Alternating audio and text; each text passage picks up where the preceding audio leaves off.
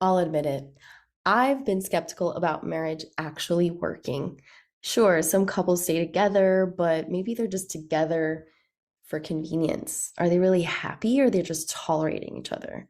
But then I met Robin Temple and Michael Moore. And as I sat across from them, watching the way they interacted, the gentleness in their words, the patience in their responses, the way that they were so touchy feely, huggy, and the way that they looked at each other, it affirmed each other. I was floored. After 30 years together, they still have this undeniable spark, not just in the big romantic ways, but in the tiny, everyday moments that most of us take for granted. I had to know, how do you make love last like that? And they gave me answers that might just change the way you see relationships forever. If you think marriage is doomed to be a cycle of resentment and routine and another statistic, this episode is for you. Let's go. This is episode 61, 30 years married and still in love.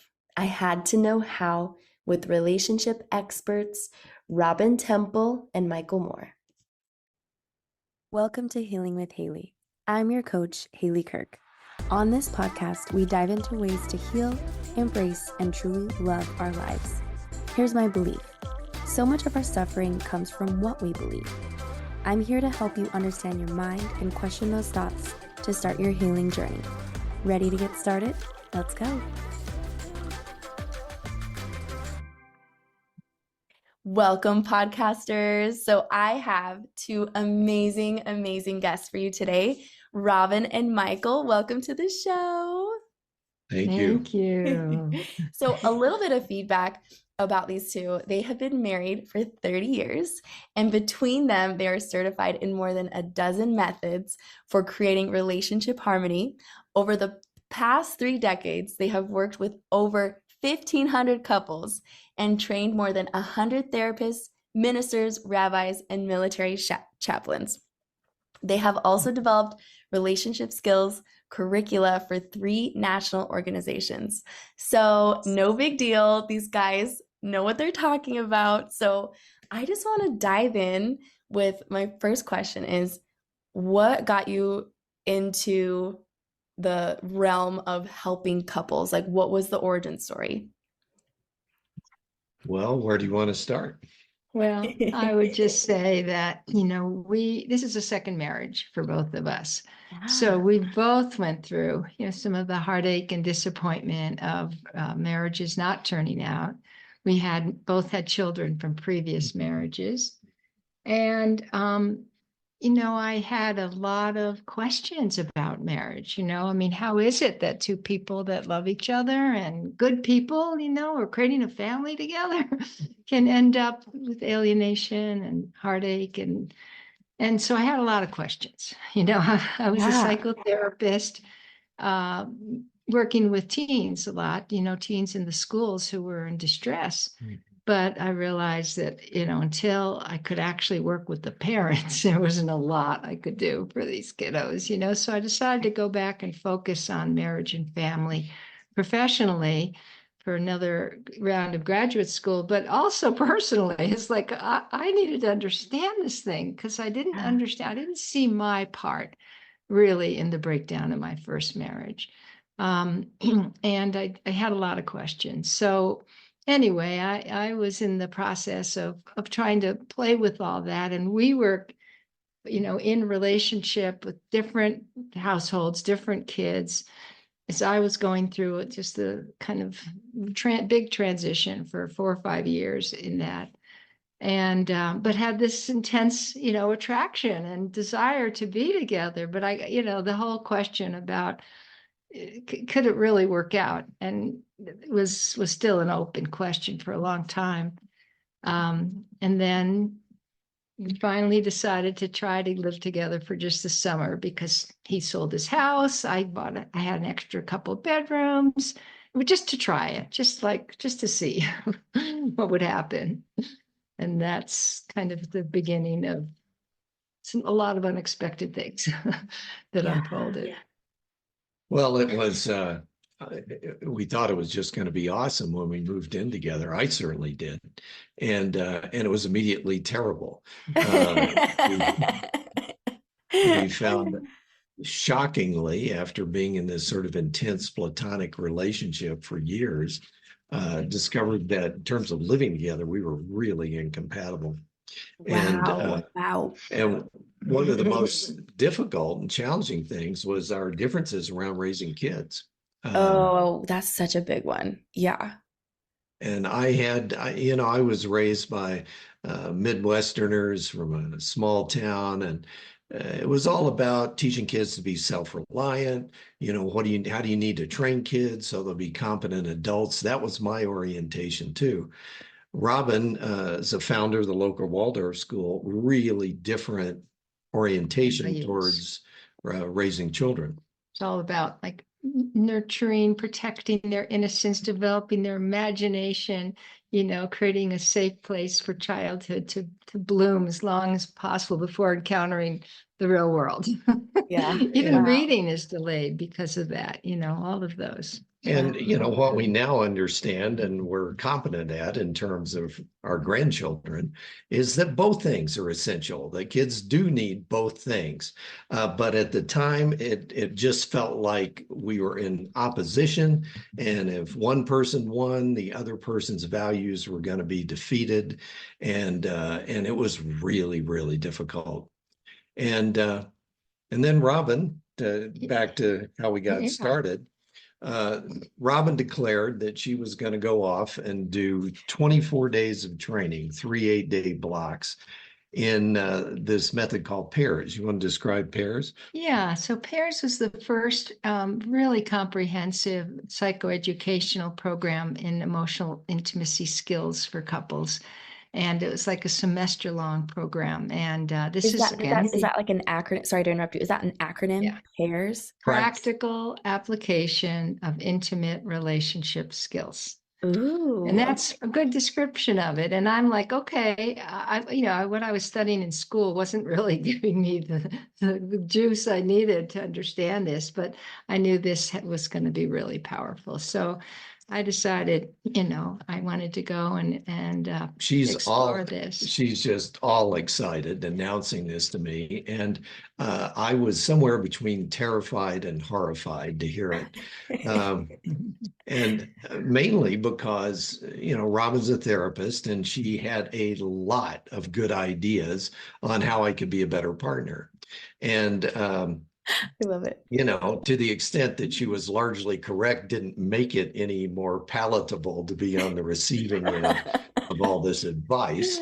And it tended to come up when I was trying to bring up a problem, and quickly, whatever issue I thought I was bringing, it got shifted into my incompetence as a communicator. And somehow that seemed like how it went a lot of the time. Which turns out was a lot of the ways I was really undermining communication, by trying to constantly dominate in who's more correct in their communication style rather than listening to what he's actually trying to say, Yeah. So I got busy researching this program, trying to dig up some dirt and try and find a good reason why it was a bad idea. And in the process, I got kind of intrigued and this was back before Goleman's work on emotional literacy had come out. And that was kind of a new idea that you could actually educate yourself in the realm of emotions. And I did a lot of trainings, but it was all awareness based. So this was like, ooh, kind of an aha for me. And so I discovered that partners could tag along. So last minute, I'm like, okay, I'm going with, at least I'll get it firsthand, and I won't have to have you give me 24 days of education when you get back. But I was impressed that he's willing to do that, It's right. Terrific thing. He's not a therapist, he's an engineer. That's commitment. Yes. So we flew off last minute, got the East Coast, went in this training room, and there were authors there were well-known people, and I'm the only non-therapist in the room, and we're the only couple. So Dr. Gordon's sitting there, and early on the first day, she kind of claps her hands. She's all excited. She says, this is going to be such a great training because we have an actual couple here. So Michael, you and Robin can model all the tools, and that will make it a much better training for all We'll of make it us. real, all right. Oh, that's hilarious. You're like, I didn't I sign up for know. that. I'm Exactly. like horrified, but I want to be a gamer, like show these therapists that we engineers are, all right. And so I remember sitting there in the middle of the room, sweat trickling down my back, and we were going to use this conflict resolution tool that we've built on over 30 years, but this was an early version. And so I gave Robin the floor, and she picked parenting as the issue. And I'm like, great, these therapists are going to hate me by the time this is over. And and the whole thing went really differently than I expected. When it was my turn to speak after having heard Robin, for the very first time, I felt like she actually heard me and Wow. respected my values around parenting as coming from love and coming from a good place, not just from me being an overbearing jerk of some sort. Yeah. And didn't mean she necessarily agreed with me, but I really felt received for the first time uh, for my humanity around how I wanted to raise kids. And so by the time we finished those 8 days, I had just sold my surveying and engineering company. I was wondering what I was going to do next. And I'm like, okay, I'm in. Let's do this thing. And so I completed the training with her. I think I'm one of only two non-therapists who became master teachers in that program. And Wow. 30 years later, here we are. So yeah, we've been teaching together and trying to straighten each other out for the last 30 years. It's Wow. gone well, but it took a really long time. Yeah, yeah. But that That's made all the difference. That was a turning point. Besides me being super impressed that he's willing to jump in like that, it was also, absolutely.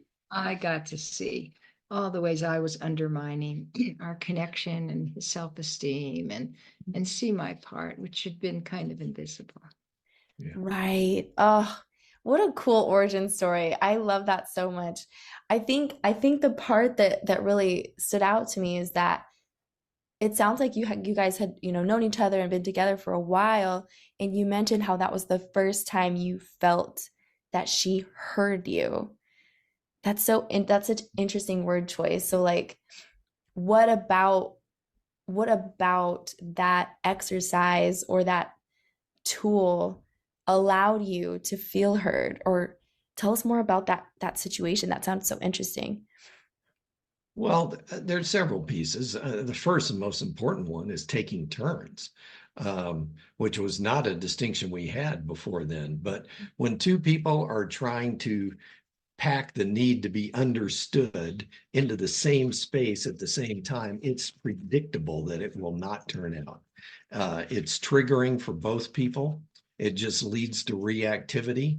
And if it's an important issue, what we found the only thing that works is taking turns. One partner has to be willing to commit to fully showing up only to listen. And put their Wow. own agenda and needs. So it's the empathic listening you described in your Oh, connection. yes. You That's so have to be great. willing to be that kind of empathic sounding board Yeah. and shelf your own stuff for the period of time we're listening. And then we'll switch and go the other way. And hopefully I'm modeling being the kind of listener I want her to be for me. So, I'm incentivized. And That's the first obviously part. That's the there are listening. some important things for it to work. You got to know you're not going to be put down. You got to know there's the space and context to really, be paying attention at the right space. So, there's some requirements. But what we found is, and this is after working with all these couples, that almost without exception, given those right conditions, everybody can listen with extraordinary attention and empathy, given the right conditions. And so few of us experience that, but it's like, it's like manna in the desert to receive that from your partner. It changes everything. And you're not going to get that just drop of the hat. It has to be an intentional conversation. You have to ask, is this a good time? Are you open and ready? Let's set a good time, right? Then, yeah, then that's but then possible. there's another piece here, which is the speaking. Right. And speaking in my own behalf, like describing what I want and need and why that matters and how that could benefit us. And unlike listening, it's almost universal that people are terrible at this, like unbelievably bad Right. at saying what they want in a way that would tend to evoke empathy and a desire to collaborate and cooperate in their partner. Typically, we lead with grievance, we lead with upset, assumptions and put downs. And even when we don't mean to, we're just trying to share our heart. But in doing that, we end up sharing judgments and grievance, and it's off-putting, it's obnoxious, and it doesn't go anywhere good, just triggers our partners. So in our classes, we do a lot of work, one on unpacking why it's so hard to speak effectively and all the reasons why that's a challenge. And then we give people tools. So there's one tool in particular called the empathy spiral that has 13 steps. Each one is a sentence stem. Well, and I was just looking at what you wrote about the breakdown of the different things, and that's exactly what the empathy spiral does. It starts with saying what I observe, the neutral facts, Yes. right? Like just specific, measurable behaviors. Here's what happened. The second stem is my story and assumption about that. Yes. So you have to tease those apart. Here's what happened. Here's the story. Here's my assumption. The third step, let me just finish on her code here. Sorry, excuse me. Excuse me. Oh, you guys are so cute. We both have so much to say. We have to The third step, we do it in a little slightly different order than yours. The third step is I say how I reacted by, which is your, so I reacted by, what I observed, what I assumed, how I reacted, and underneath what I was feeling. What's the vulnerable emotions underneath? That's just the first section of 13, but it takes exactly what you distinguished as important as a way to launch a conversation and break it down in a way that's not non-threatening, that's confiding, and allows the other person to really lean in and want to listen. And then we move into, what this brings up from my past, and and then what it is, and how to make a request that's fair. People typically start with step 2. If they don't have the tool. If they don't have the tool, they start with step 2. They name their assumptions and their judgments as facts. Right. Like you and orient from, I know better what's true for you than you know yourself. And I'm here to educate you about what's true for you that you're not aware of. And it's just a complete non-starter. But how many times do we do that? And of course, it's important to name all the thoughts and feelings that go through my head when I'm upset, but not like that's the reality. You really got to tease out what actually happened, what's observable that can be named.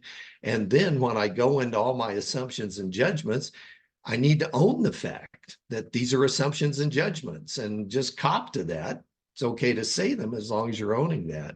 And it's almost, it's a universal. People say, I feel like.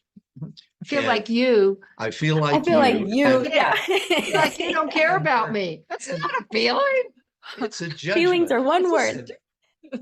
Yeah, it's a judgment. And because we all agree that judgments are bad, we don't use that word. But what would be honest is, instead of saying I feel like, it would be I judge you for this reason. It's being uncaring. That would be an honest statement. Right. Yeah, that is more honest. Yeah. Oh, wow. Can we, this is going to be so fun. I'm so excited. So can we just circle back a little bit? You said that in your program, you guys dive into why we don't listen and why it's so hard for us to communicate our needs. Can you dive into that? I think that is so it's just it's not taught. We don't know it. It's so common. So dive into that. That's so interesting. Well, I give you a couple. There's actually in the formal presentation on this, there's actually 10 different things Wow. that are in the way. But one is, um, we all grew up as children with a lot of needs.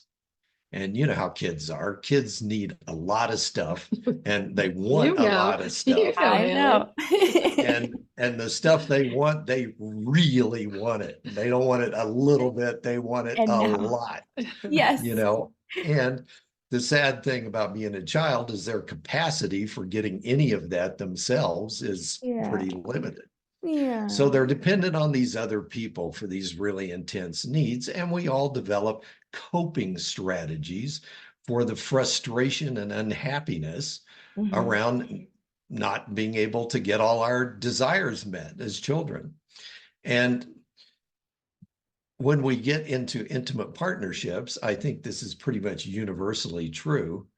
We behave in ways that are younger, that are more immature and untogether than we would ever dream of behaving with anyone else. It's like the That youngest is sides so of us. interesting because they say Yeah, that we treat our loved ones, the people closest to us, the worst, rather than like coworkers and friends and people outside of those intimate circles. That's so interesting that you said that our emotional capacity is like a little kid yeah, almost. That's so Yeah, we yeah. interesting. bring our youngest selves to And Oh. to and our partner. it's kind of a perverse testament to our partner's love for us that they put up with this stuff.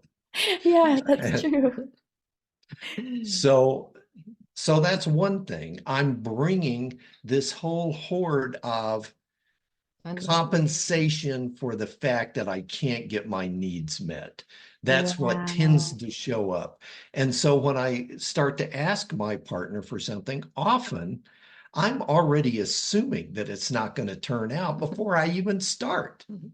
So Interesting. how's that going to go? So I start defeated, well, Right. I'd really like for you to do this, but I've asked you a million times, and if you cared, you would have already done it. Oh, Or yeah. it can be, aggressive, like, what the hell? How many times do I have to ask for this? Like, come Right. on, Yeah. all of which is doomed to failure. Right. It's not going to turn out. What would you add, Robin? Well, why it's so hard is, there's also, I know in my family growing up, it just wasn't something that I saw good role modeling for or was ever encouraged to speak directly about what I wanted and needed. And my little role in the family was very much to be like mediator, peacemaker. So I grew up not even really knowing necessarily what I wanted. And that's a lot of what went wrong in my first marriage, but also not able to speak directly, and thinking it's almost rude, to just to say it plain and clear. Yeah, Here's what would really help there me. is that element of like, if I really ask for what I want, I'm being rude. There is that. Yeah, What is that's so, so true. it's Yeah, certainly a cultural thing. And cultural thing. And so therefore I might hint around it. Or the other one is you do this thing of, well, if you love me, you would know what I want You'd already know. and you would do it. And if I have to ask and then it doesn't count because I had to ask and you should know, like assuming he's like can read my mind and he's like Yeah. all those young unmet needs of the infant in me, right? So all those things work against me being able to just be really direct and clear. Because asking doesn't mean that's the other thing. It doesn't mean they're going to do it. It just Me Right. means, listening just means I care. It doesn't mean I agree. yeah. So Yeah. that's Right. what goes wrong. Is people think I can't listen because that means that I agree and I'm giving up my power or my. And so unless we can speak openly and take responsibility for being able to, the people we're on the podcast with earlier last week were saying it's up to us to teach our partner how to love us, to take responsibility for teaching my partner what I want and need. And that's like not how I was trained growing up, but it's so much better for him if I don't expect him to know and figure it out, because otherwise he's doomed, you know? Well, and I'll name one last one, which is kind of tragic. Let's say you get all the other parts right. Then often what happens is we make requests that are actually vague. And they're really real to me because there's a lot of feeling behind it. So I might say something like, boy, when you come home, I'd like for you to show me some tenderness and some love and affection. And Mm-hmm. to me, when I ask for that, that is a very real thing, a very real request that I've made. But the truth is, what does that even mean? Does Uh-huh. that mean we make out for 5 minutes? Right. One I like is I actually like being thrown down on the ground and have her jump on top of me. It's like girlfriend and football all in one I love it. wonderful experience. That would be Not, not, terrible if I did Not that to me. her. She would not I like it. like the tender stroking on my cheek and a Yeah. nice kiss, you know? So let's say I make that request and Robin agrees. Anytime I make a vague request that she agrees to, it just sets up another fight around my disappointment that she didn't do the thing that to me was implicit in that request, but Oh, wasn't at all yes. clear to her. So, And then I'm like, well, what do you mean? And he's still frustrated. And then I'm like, why should I try no matter what I do? It's not enough. It doesn't work, you know? Mm, so yeah, it's wow. interesting what people discover in using this tool for solving big problems is we tend to think that the person listening is kind of the person on the hot seat in that dynamic. Oh, And in yeah. fact, the exact opposite is true. The person on the hot seat is the person making the request. And I mean that in the sense that it's up to them to craft a request that has a chance of working. And Mm, that requires some effort and Yeah. some can even require some soul searching, and how can I be clear? How can I be respectful in talking about a sharp difference? So anyway, it's a partial answer to a big question. And but I that love was it. those elements were in some of those first tools that helped us start to instead of going back and forth and being a power struggle about who's right, you know, to actually be able to hear and appreciate each other's emotions, needs, values, you know. Yes, yes. Okay, so I think it is so interesting how you mentioned someone can be in the hot seat that is making a request because I think, and tell me if I'm wrong, but I think that there's kind of this a lot of maybe millennials and Gen Z, maybe not even Gen Z, but I feel like there was this time period where adults were taught a behavioralist parenting approach where it's like behavior is the most important thing, your emotions and everything else doesn't matter. So it's like, I don't care what you want, this is the outcome I need, bar none, right? So it's like, you shouldn't know what you want, need, any of those things. So it's almost like hard because a lot of us weren't allowed to feel, to want, because we had to behave a certain way, right? So how much of the people that you've worked with struggled to even know what they wanted? And then on top of that, how to communicate it clearly and not in a vague way, like the example that you gave earlier. Well, this breaks down for different people at different places, but in terms of putting the whole package together, almost nobody has it. Yeah. It's pretty much universal. We've worked with people from their 20s to their 80s, Wow. and well, no, actually from their teens to their 80s. Now that I think about That's it, right. and nobody's got this. Nobody's had modeling for it, been trained in the necessary skills. Well, And it- yeah, please. Well, just the good news is that it doesn't take that much with a few good tools and support. Everybody, we do a 2-day Tools for True Love retreat. At the end of that, everybody can take on their most charged issue and work through it in a productive way and actually come up with good resolutions and agreements for things they've never been able to either talk about or they always fight about. Everybody can do it.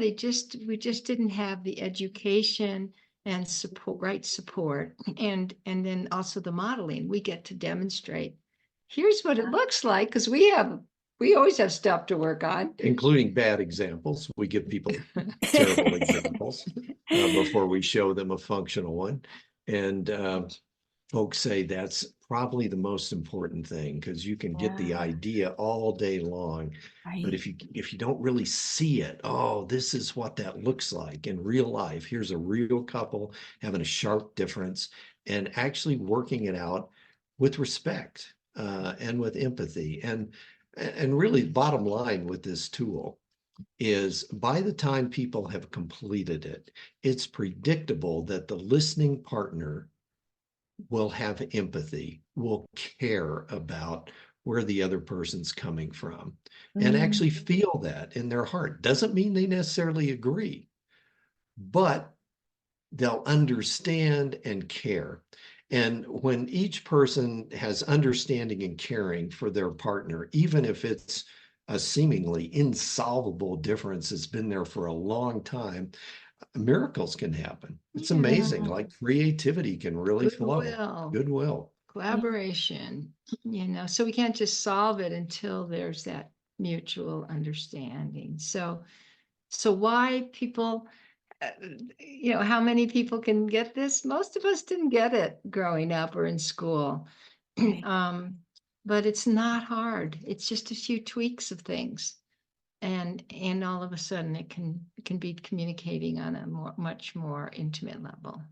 I love that. I love that. I'd love to just briefly describe why, and sort of the meta level of why this is so hard, if that's okay. Yeah, please. So there was a book that came out a few years ago by a professor at Northwestern called The All or Nothing Marriage. And just a synopsis of what he found, as a social scientist, is that through the early history of marriage in America, most people were farmers. And so when you were looking for a spouse, if you were looking for a husband, you were looking for a guy with broad shoulders who could do the work. And if you were looking for a woman, you wanted someone with strong hips. And, that's what people were looking for. Or is this a competent partner to do the work? And that's what people were thinking about by and large. And romantic love was not in the picture for most people until early as the late 1800s, early 1900s was when it first came, this whole notion that that marriage is about being in love with someone. That was a new idea. So that was one era. And certainly everyone living now grew up in that era. Then there was a second phase of, help me here, I'm losing my train of thought. Second phase about self-fulfillment. Right, yes. Is that what that's what I'm, sorry, excuse me. So people married for love. And then there's a third phase that he identified that was actually started in the 1970s, which was this whole notion of self-actualization, that I actually, as a human, have a right to be this thing, for lack of a better word, that we call self-actualized, like to realize my full potential as a human is my birthright. Well, our parents and grandparents were not thinking this way. This was not what they were looking for. But now I think it's pretty much a universal we don't even think about this. It's so obvious to all of us that that's who my partner needs to show up as somebody who's going to be my partner in being everything that I can be. And support me Right. self-fulfilled and grow, and that this relationship needs to be full of growth. Yeah. And the other thing that's happened is for most of us, there aren't established gender roles anymore. So everything's a negotiation. Everything is a negotiation. Nothing's understood whose domain that is, who's responsible. We're making the whole thing up. So this is a really high bar. It's both more complicated and the expectations are massively bigger than they've ever been in the past. And so, with the obvious result that more marriages are failing than ever, that younger generations are more reluctant to get married in the first place, seeing the mess that previous generations have made of it. Lots of single parent So situations. that's the bad news. But then Professor Finkel discovered something really cool in all of this. This high bar, some people are actually pulling that off. And the people who are achieving that are reporting more happiness and satisfaction than has ever been measured since they've been asking married people if they're happy or not.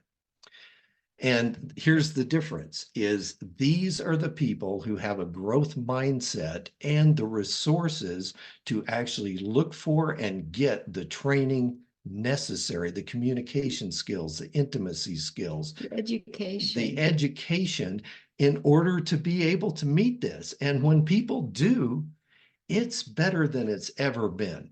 And so that's also a part of the story. So people like yourself and your listeners who are all, to developing themselves as whole and effective humans, those are the people who are in a position to really have this new kind of fulfillment in their relationships. That's, oh man, I'm so glad. I feel like I'm benefiting from this more than my listeners might. No, I'm like, this is the message I needed to hear. So, do you think I don't know if you guys are familiar with the work of Esther Perel. She's like this, Yes. oh man. One Yes. time she articulated something like you said, like before it was very much a practical marriage, like, this is a union of your wealth and my wealth, and we're gonna make this industrious, right? And then it became this romantic thing, and you're gonna be my best friend, my confidant, my lover, my father of my children. And it's like she said that we have now allocated what would have taken a village to one person. And when she said that, I was blown away at how true that was, but how much I hadn't realized that was the expectation of the partner. And that's cool what you're saying. You said it's called all or nothing marriage. And he said that there are people that are able to be a village for one person. Yeah. Well, not necessarily. Okay. Part of the growth mindset is realizing that that's not necessarily healthy and Okay. that we Okay. do need to branch out and expand our social networks. And that's part of reaching this higher bar is being a whole person. And not be totally isolated as a couple, Yeah. community and friendships and all of that is important. But yes, the idea is to have all these expectations to be all of these, my teammate and co-parent and lover and friend and financial partner and business partner in our case, right? Right. It requires really good communication skills. There's a Yeah. lot we have to talk about. There's a lot we have to sort out. There's a lot we have to agree to. When there was just two different roles, people didn't have to work those things out. And it changes through the lifespan, Yeah, through different that ups and too. downs, children, jobs, moves. So we have to be able to have that as an open communication. And we've been through many stages around our different roles. And so, yeah, that's the key is we can navigate the complexity when we have more of the tools and education to do so. Well, and that reminds me, just an aside, is one of the important tools for keeping a relationship passionate and keeping the sexual tension between us really hot and elevated is witnessing my partner engaging with other people. Yeah, So yeah.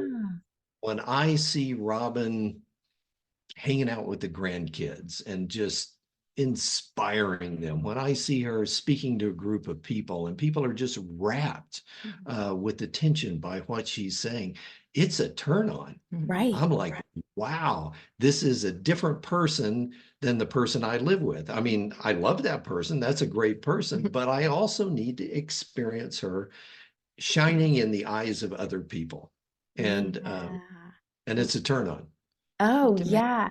Yeah, Esther Perel, I think in her research, it was the two things was the it was the separation, like that they felt the longingness and the desire for their partner was when there had been a long separation, and then seeing them in their element, like you're saying, like her being a grandmother and her being in the spotlight doing her work is such a turn on. It creates that desire. Yeah, I think that's and that I feel like that's something a lot of people don't know, but like it's kind of within, but not like in the conscious mind.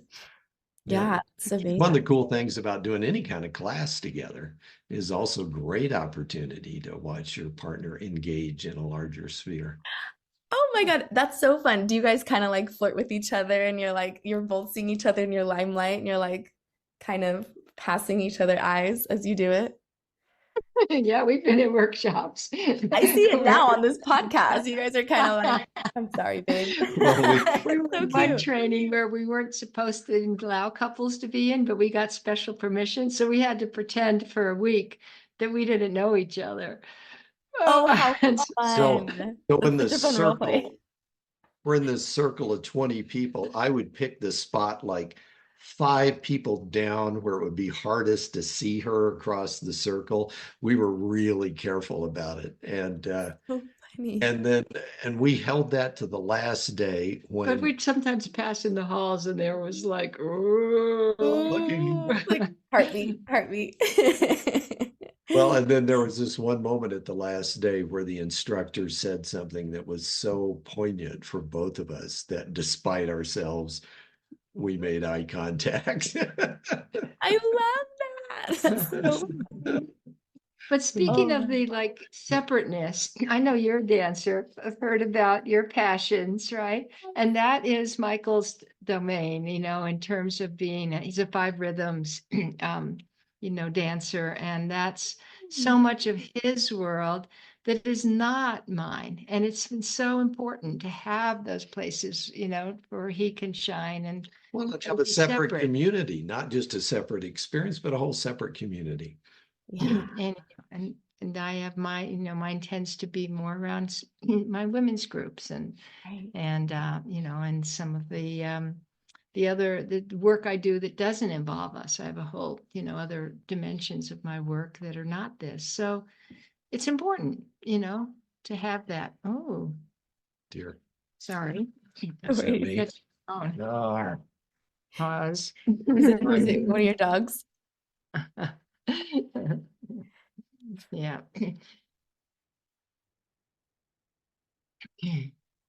Yeah, so that's important, that togetherness and if we just have everything separate and we're just orbiting, there's no relationship. So finding that overlap that Yeah. feeds, that really creates connection and security and really also feeds our individual passions. I think that's one of the, important, and it changes over time. Early marriage with kids and everything's much more blended, and over time, that can shift more. Blended marriages, it's a little different too. Wow. Blended families. Well, what would you say to someone who, someone being me, who has been previously married, but has maybe become a little bit pessimistic about marriage and um, what would you say to someone like that? That was me too. I don't know Yeah. where you were without marriage, but I think I wasn't looking to be married. I've been married Wow. twice and I wasn't planning on it either time. Wow. when we got married, yeah. So maybe it Well, was like, oh, go ahead. Well, I just say, the statistics say like second marriages are even worse than Right. first, and third, forget it. And I can say us and so many people I know who really use their renewed marriage to come into it as a chance to have a corrective experience Oh, and to say that we don't want to repeat the mistakes of the past. And I have more maturity and awareness, and I've learned from mistakes, hopefully. But that we get a lot of people in our courses who aren't early on in their second, marriage, and they just want to get the skills and tools early on. And that can make a wonderful foundation for long-term happiness. We're not doomed to repeat the past at all, but it does take both people wanting to have that growth, that growth mindset. One of our mentors, help me with her name, said that skill-based love is the most romantic and the most enduring. oh, you have to repeat that again. That's a gold nugget. Diane Soleil. Diane Soleil, yes. Skill-based love is the most romantic and the most enduring. Oh, wow. Skill-based love. So, how would you guys define love? Good Well, good question. question. Because we have some things to say about that. Well, we have a healthy relationship quiz on our website Oh, that fun. I love actually, quizzes. I'll take it. so it's a way to test your relationship for which of the most important domains of relationship could use work, Mhm. could use your attention, would give you the most leverage for creating a better relationship. And this comes from the Greeks. We have this word love, which just encompasses so many different experiences. It's almost a not very useful word because it's so broad. And the ancient Greeks actually had 6 different words for what we call love. And we looked at that and realized it really fits with clinical research. So this test is based on these, what we call 6 dimensions of love. So just briefly, the first one is friendship. Hmm. So can I count on you? Will you listen to me? Are you there for me? Can I confide in you? Will you not judge me? Can you see the best in me and remind me of that? and Like Oh, good friends. like good yeah. friends. And the root word is philia. So the city of brotherly love, Philadelphia, was based on that idea. The second one is passion, eros. And one of the most tragic things or memes that's popular in the culture is this whole idea that inevitably with age that passion and romance fade. And that's a crying shame that people believe that story. I I mean, want I because with want the any, listeners to know that Robin's shaking her head no, and I'm loving that because you guys are like hugging each other, and like you both are taking turns touching and hugging and looking. It's like it's so palpable the passion you guys have for each other. It's so sweet. well, with any activity, if you spend, decades practicing it, you would think you would get better. Oh my, yeah, that makes so much Like, sense. hello, you know? And of course, there's tools like that one we were talking about, seeing yourself in the eyes and ears of others, seeing your partner in the eyes and ears of others. That's an example of the kind of practice that can keep things hot. Uh, And and it takes really nurturing that romance and Yeah. tenderness and eroticism and attending to that, both ways. And it's a lot of fun.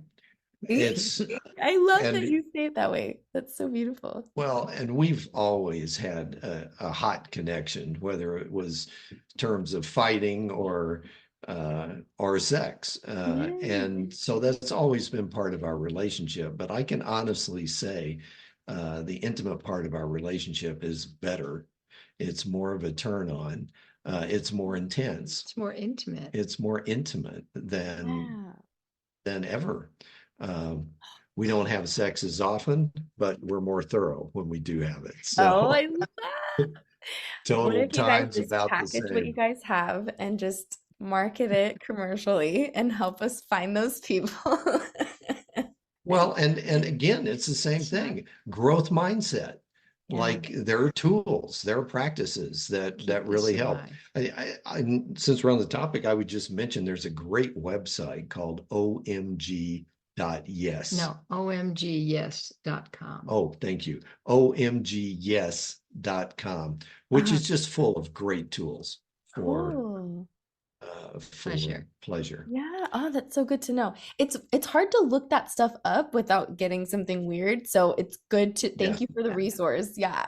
it's a really quality Based on, website. yeah, all the latest research and thousands of women, based more on women's pleasure, but the whole wide range Cool. of eroticism. So it's really, really expanding and fun.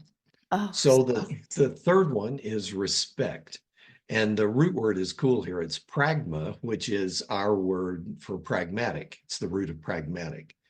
And so the whole notion that what feeds long-term relationships is a willingness to simply accept the other person as they are for Mm, their quirks and their foibles. That doesn't mean giving up on the big stuff that matters. It doesn't mean that at all. But it does mean, there's a lot of things that I could just be bothered and irritated by that at some point you realize why? Why? She's not going to change. I love her.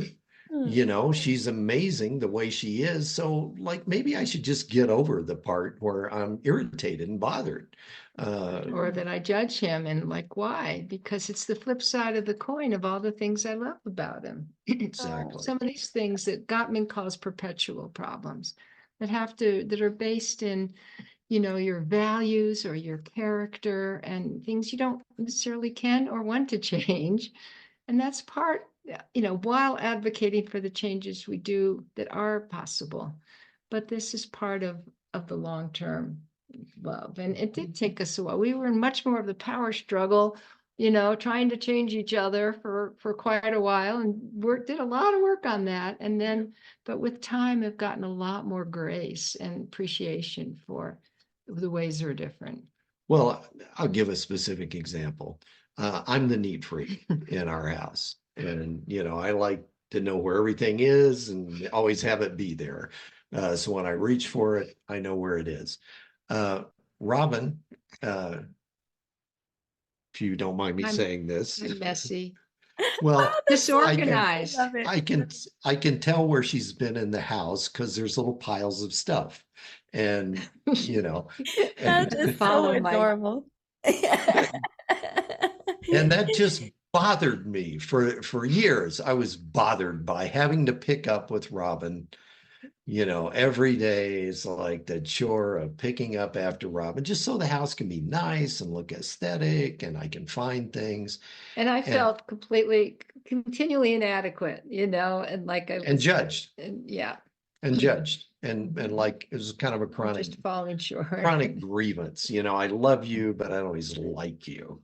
And so I had a little epiphany one day. I'm picking up after Robin, and I just reflected for a moment how much she does for us. It's not like Robin's not a contributor. There's a lot of stuff that I'm dependent on her for, that she's incredible at, and that I'm really fortunate, really, really fortunate. So that was one thing I just occurred to me. And then the other thing was, you know what? This is never going to change. Robin is never going to get a personality transplant where she's picking up after herself all day long, like I do. And, like I wish she would be more like me. So I just went, okay, I'm going to shift this whole thing. And from this point forward, I am going to sign up for picking up after Robin as being part of my job in this relationship. And Wow. as I'm doing it, I'm going to focus on being grateful for the fact that she didn't pick this up because she's probably upstairs returning a bunch of important emails is the reason she didn't do it. And so that's just an example Yeah. of pragma. of enduring love being about not giving up on the important stuff, not that at all, but getting over just the irritations and the nitpicks and just accepting the differences and stop having that be a problem. So that's 3 of the 6. that's 3 of the 6. I That's love respect. it. This is They're so all I think important is the They're all point. yeah. important. They're all important. Yeah. And then the 4th one, and people familiar with Christian theology will know the Greek word agape, which is often used for the love of God. And in terms of relationships, we think of mission and values, like how are we taking the goodness of our connection and contributing in a larger sphere? And how are we reflecting our values in doing that? And what's our mission and purpose? Like, why are we Why here? are we here in this life? And rather than having our life be driven by whatever exigence, what's the word? Whatever like pressures and pulls are dragging on us to pay attention to this, pay attention to that. Are we actually at the wheel, in the driver's seat, making sure that the way we lead our lives reflects what matters to us, reflects our values? And so have we defined our mission? And are we supporting each other, both Others. our joint mission and our individual ones. missions? Have we really put in the work to define that and how we're going to fulfill? So agape, us being agents of universal love in the way we lead our lives. And then the final one, and the test does not include this one. It just includes the first 5. But you didn't do this one. Oh, I left fun out. Fun is ludus, and the Greeks, for them, this was the fun that children have when they play together. Yeah. And so do we have that innocent, open-hearted, loving fun? And Playfulness. are we putting a growth mindset into that? Or is all our free time, watching TV or, just numbing out? Or are we really actually saying, having fun together, having high experiences that inspire us is something we're going to pay attention to? And humor. And humor. I mean, if he didn't make me laugh, so much, things would get really serious for me. Right. Yeah, absolutely. So that's the Lightness. 5 that are in the quiz. The 6th one is not part of the quiz, but it's maybe the most important one of all. And we call it self-care. It's the same root as friendship, except it's philautia, which means being a friend to oneself. Oh, I love that. So the whole idea here being the most important thing I can do in terms of contributing to Robin, contributing to my family, the people that love me, is being healthy and well myself. Yeah. And being responsible for that myself, and taking that on as my duty and contribution as a responsible member of my family and of this relationship is self-care. Physical, mental, emotional. Am I being responsible for being well? So anyway, thanks for letting me. You asked about love. I All love of that those. answer. Yeah. All of There's a really famous podcaster. His name is Lewis Howes, and he's married now, but his now wife, he was telling her while dating, he's like, listen, I need you to know something about me, that you're not my top priority. It's me and my physical, mental, emotional, and my purpose. Those things are my top priority. And then you're right after that. And I was like, it sounded like mean, but I actually loved it, because I was like, we don't want to be someone's top priority. That's too much. It's too much attention. I think that's an unhealthy approach to relationships, is being number one, because, well, what about you? Like, who's going to take care of you? Tell me your guys' thoughts on that. Well, all those things you name are essential to my capacity for love. I have to be whole and well and healthy. Yeah. Ah, For you to count on me. Yeah. oh, Yeah. that's beautiful. I have one other scenario I want to run by you guys. So I in my first marriage, I remember we were talking about the hot seat and the Yeah. requests and things. And so it was interesting because I made a very specific request about holidays. So holidays were like a really important thing for me, especially my Yeah. birthday, right? So I was like, for me, it shows me you love me when I get, I don't know, something special, right? And then that was the vague request. But then one holiday, I was very specific. I was like, maybe something like chocolates, flowers, and a card.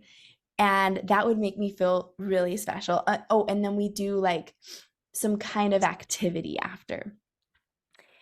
And I will tell you guys this, I got those things, but I don't think it was what I needed.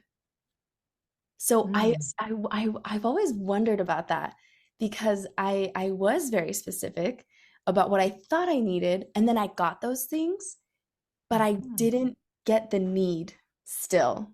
So I've always like that always was in my mind like was it because those things weren't really what I needed? I don't know. Tell me your guys' thoughts on that.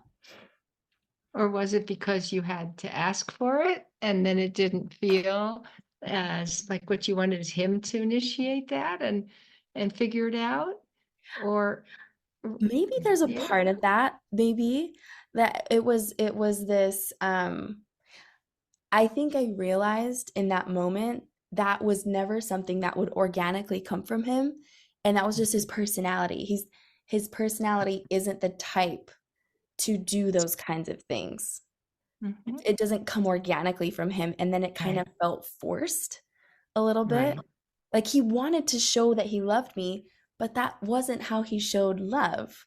Right. And That wasn't his love language, but it was definitely yours. Yeah. yeah, but it's weird because I got those things and it didn't feel good. It didn't feel right. It was so weird. I wonder what you guys think about that. Well, it is part of the differences for us to navigate and understand how important are these that we overlap on some of these ways, and how much difference are we okay with? And one of the things with the love languages is to both understand them, but also teach my partner what we have to learn to show love in the other person's language. Mhm. So it is not necessarily going to come naturally. Like, all Mm. right, should I give you an example? Yes, please. Teach So, and I remember this was really interesting because when I first met Michael's parents, I was thinking about that. They've been married a long time, and the first time I met them, it was their anniversary coming up, and we went to the grocery store, and Jeannie says to Billy, "Tomorrow's our anniversary. The cards are over there. Go get me a nice card." And he That's so goes off and gets this nice card, and then he Well, he produced. spends a long time looking through the cards, like really getting the perfect card. Then he produces this card at lunch the next day and gives it to her, and she's so delighted and happy. And I'm like, And he's happy that she's happy. you know, and I'm like, why does this mean anything to you, woman? Like you had to remind him it's your anniversary, take him to the store, send him to get the card. Like, why does this matter? yeah. And so I asked her about it later. We were like in the kitchen talking. I'm like, well, tell me more about this because I don't think it would be meaningful to me. But Right. she said, honey, this comes after many, many years of being very disappointed and upset on special occasions. Mhm. And I'd feel disappointed and he would feel bad about himself. It was no fun.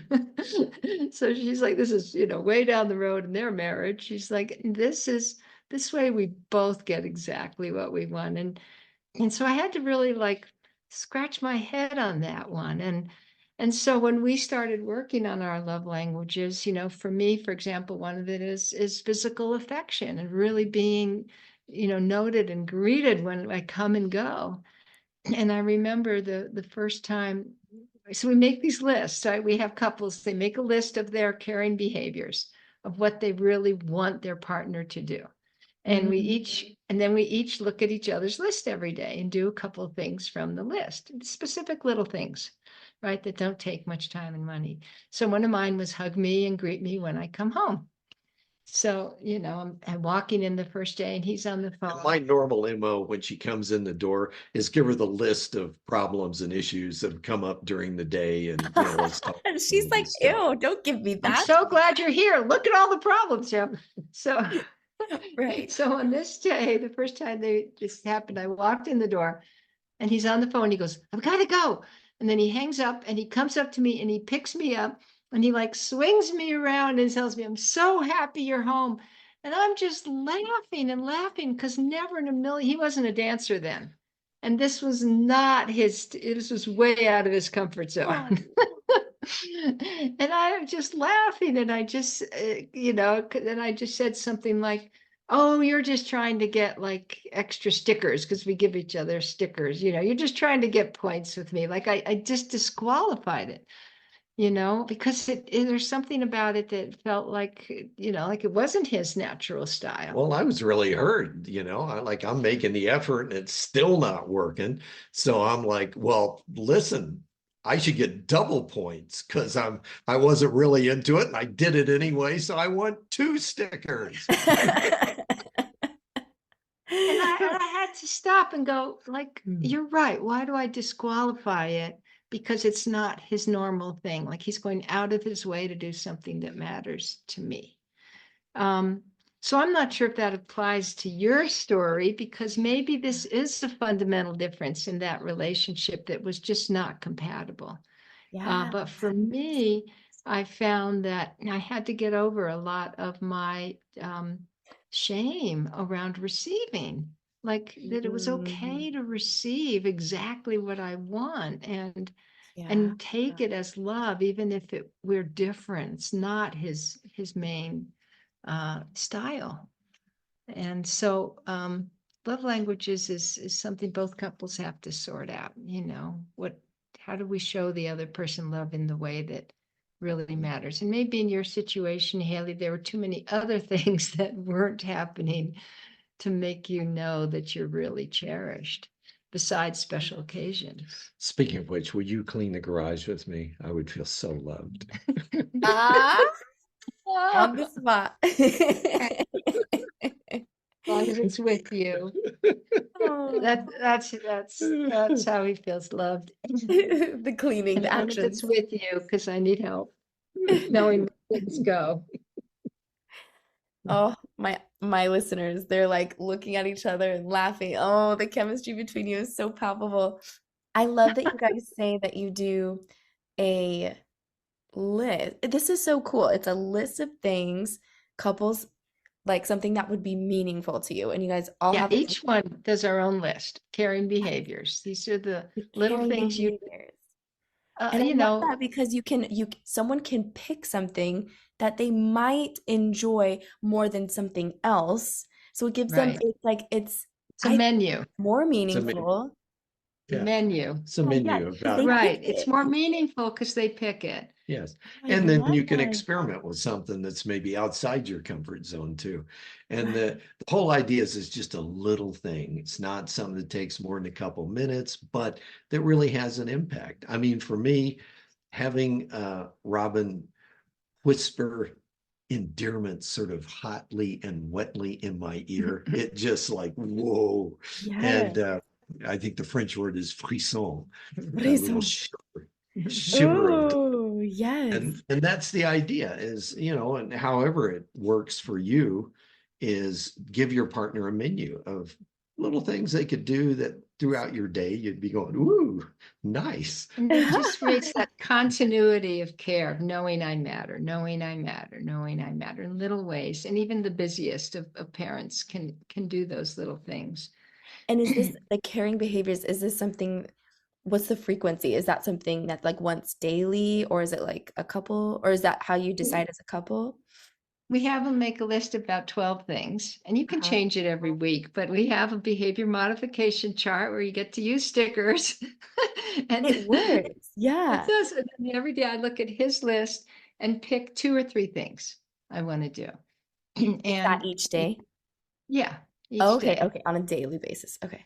Yeah. And then at the end of the day, I look at the list I did and see what are the things he did for me. You Oh, know, like, oh, these are the things he did for me. So I know. So then I put the stickers on. Yeah, Say, because part of the problem is not noticing all the kindness right. that my partner is showing me. it's like he left the light on when I was coming home late. That's a little thing that means a lot to me. Right. Oh, and if I forget to notice it, he can say, hey, I noticed you didn't mark that one. Remember, Oh, I left the light on. I'm like, right. Thank you. You must really love me. oh my goodness. You know, there's something so powerful about what you guys are doing with the chart. Atomic Habits, James Clear, the author of Atomic Habits. Are you guys familiar with that book? A little bit. Yeah. So it's Yeah. so cool because he says that if you want to have behavior change, one of the most amazing tools is tracking the habit. And it can apply to any aspect of your life. And especially in romantic relationships, you guys are actually tracking the caring behaviors that you guys have for each other. That's so beautiful. That's awesome. Reinforcing it. And so usually Yeah. we have people do it for about 6 weeks or so to get it started. And that's enough time that a lot of these things then just become more habitual. And then do it Wow. again, seasonally, because you can keep changing it and they become more embedded. And they need to be little things that wouldn't be a problem if my partner didn't do it. It's not like I have something on the list, and if you don't do that one, I'm pissed. Those don't, they need to be optional. And just And a little easier to manage. Oh, that's so yeah, wonderful. and we recommend that people keep sex stuff off of it. It just gets too complicated. Yeah, That's true. affection though. Affection is great. Affection's good. Yeah. A little Yeah. massage or stroking my face or hugs. Yeah. Oh, that's beautiful. I know I could talk to you guys for hours, but to wrap up, what is if you could wrap up what you guys offer as relationship coaches, what is the number one thing, the gold nugget that you haven't shared already that you could leave with our audience? Well, I would just point people towards the specific offerings in addition to the quiz that's on our website. We offer a 2 hour introduction to true love, and we provide people with 2 really useful tools. You want to describe And them? so that's would be my answer is one of the tools we teach there. Mhm. Of all the different things, the one that's the most important, the simplest thing to do every day that makes the biggest difference.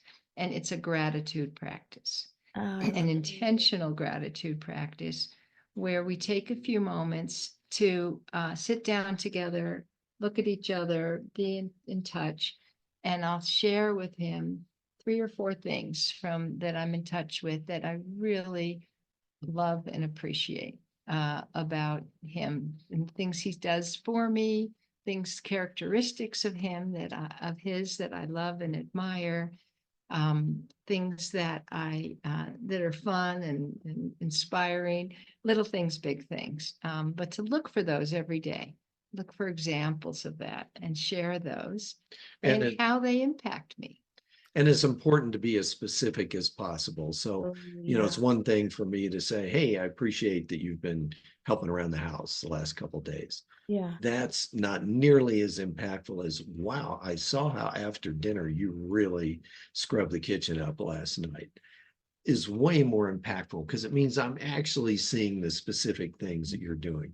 And then, like Robin said, how's that impact me? Well, I felt really grateful, like you really love me, It's so Oh, bad. like that. chemistry is just killing me. So, yeah. So And it's very simple, but it really makes a difference. We all need that reflection. I'm sure with your toddler, you do a lot of that reflecting the good, and then you see more of it. Right. Oh, yeah. Yeah. Where focus goes, energy flows. Yeah, Exactly. absolutely. What we focus on expands in our own awareness too. and touching eye contact is important, regular time of day. It's remarkable how the amount of change that can occur with something so simple. I bumped into a guy at a train station once. We just happened to be sharing a table in a crowded room. And he found out what we did. He confided that he was engaged. And he said, well, I got 5 minutes. If you could give me one piece of advice, what have you got? And I said, okay, here it is. And if you do that every day, it will fundamentally transform your relationship. I promise. And so I'm hoping he's still doing it. And it's the touches and the eye contact It's every day. important. Now, The gratitude, yeah. Oh, it's the important gratitude. Sorry. Okay. Gratitude, yeah. while you're in eye contact and While in you're touch, touching in an eye holding contact, on to each yes. other. Yeah. I see. And All still that. do it if you're apart physically. You can do it on FaceTime. You can even do it. I've one couple where he's a pilot and all over the world. So we'll just send a text, but it does keep the lines of connection in place, but it's nice to be able to do it face to face. And then the other tool that we offer in the introduction is a way to make requests that in a way that makes the making the request a positive experience and the receiving it a positive experience. So that's a really useful tool just for those mundane things we ask from each other, how to go about that in a way that inspires teamwork. And positivity rather than, oh God, really, that's what we're trying to avoid. Oh my goodness. Robin, So Michael, you guys, I want what you guys have so bad. It's like we're on the Zoom meeting and I can just feel the love, feel the admiration you guys have for each other. It's beautiful. It's so beautiful. You will have that too, Haley. it's coming. I am sure. I mean, you It's are coming. so on the path and being, a loving and Well, wise growth person. mindset. That's the thing. Growth mindset. That will bear fruit.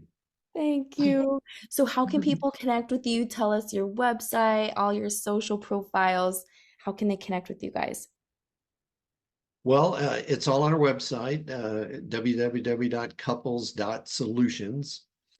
Couples.solutions. You'll find the link to the quiz. You'll find the link to the 2-hour Introduction to True Love, as well as some of our other programs. I'll mention one other thing. You'll also find a link to something called PQ, or Positive Intelligence, which is a program that I facilitate. And that's for folks who want to improve their relationship, but their partner is not willing to do it with them. And it's not able, whatever reason. reason. Thank you. Yeah. And it's a way to unilaterally improve all your relationships. We had a whole group of moms of young kids recently because they were just getting, so flooded with all the stuff around kids. And, it's wonderful for those, help you be more present and regulated with your children too. Yeah. Wow. Oh, what a treat, you guys. And Haley, I love what you're doing. And that connection code piece that you offer people is so valuable, so useful. And thank you. I just want to encourage your listeners who haven't taken advantage of that to do that, because we found it extremely helpful and well put together. Very insightful. Just nuggets. And also, as a grandparent, my gratitude for parents, for good people who are raising children in a conscious and appropriate manner. I can't tell you how grateful I am. It gives me hope for the future that there are people like you raising kids. Why are you guys about to make me cry? Oh, you guys have such beautiful words. Thank you. Thank you so much. I feel so uplifted and light and grateful for your kindness. Thank you so, so much. Well, this podcast, I cannot wait to publish it. You guys, this was such a treat. Thank you. Thank you for your precious time, your words of absolute wisdom. Thank you. Thank you. No, thank you, Haley. It's really a delight. All right, love bugs. Before you go, let me ask you something. Are you sick of being single? Me too. That's why I'm doing something bold. Guys, I'm challenging myself to take dating seriously for the next 30 days, and I want you to come on along with me. I'll be documenting the entire journey, sharing my signature honey love method, a step by step approach I've developed to help my friends and now you attract the kind of partner that's actually aligned with your values, your vibe, your vision. Because, like bees learning to make honey, dating isn't something you're born knowing how to do, it's something you learn. So, if you're ready to stop wasting time, to stop settling, and start dating with clarity and confidence, I'm officially launching the challenge this Monday on all my socials. So, make sure to follow me at healing underscore with underscore Haley to join the journey. Guys, I am so excited to start this challenge for myself. I'm already, in its beta testing and it's really working. I'm really liking the results I'm getting. And this could be the start of your love story. I will see you there.